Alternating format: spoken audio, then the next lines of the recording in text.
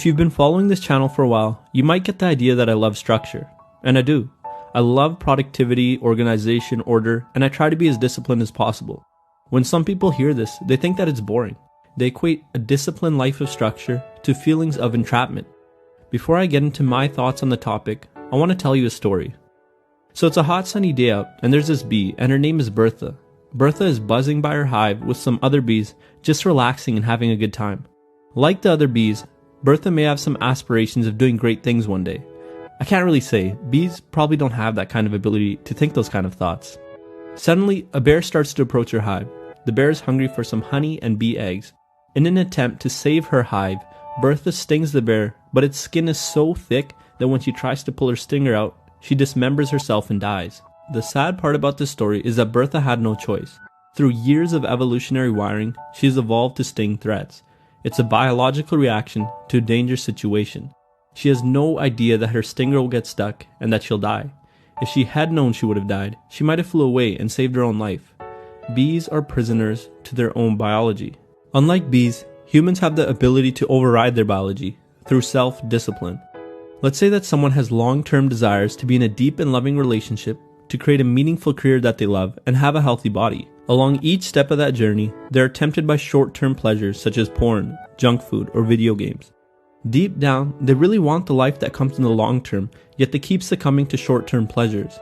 The only difference between these two positions is self-discipline. We're lucky that as humans, we have the ability to practice self-discipline. It gives us the freedom to achieve what we truly want in life and allows us to break free of the biological or societal cages around us, and I think that's a pretty amazing and powerful thought. But it's not so simple. Companies are aware of our natural biological reactions and use this against us by using supernormal stimuli. An example of supernormal stimuli is junk food. Our ancestors were wired to seek out and enjoy fat and salty food because it was so rare at the time. But now companies have genetically engineered food to include more fats and salts than ever before in order to make us desire it even more. Social media and the internet as a whole is another form of supernormal stimuli. Humans are biologically wired to seek out novelty. For our ancestors, novelty could lead to more knowledge about the world, which could lead to more wisdom, which helped us thrive as a species. It has its usefulness. However, the internet has been designed to take advantage of this desire for novelty by showing you more novelty than you could ever dream of.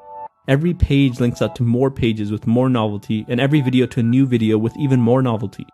Video games do the same thing. Some evolutionary psychologists believe that video games, like first-person shooters and massively multiplayer online role-playing games, imitate environments that would be similar to the ones our ancestors navigated in the past, but supernormal versions of them. Yet we can get greater feelings of accomplishment in video games with a lot less work. The advent of constant achievements showing up on the screen in video games is good evidence that companies are aware it will motivate players to keep playing.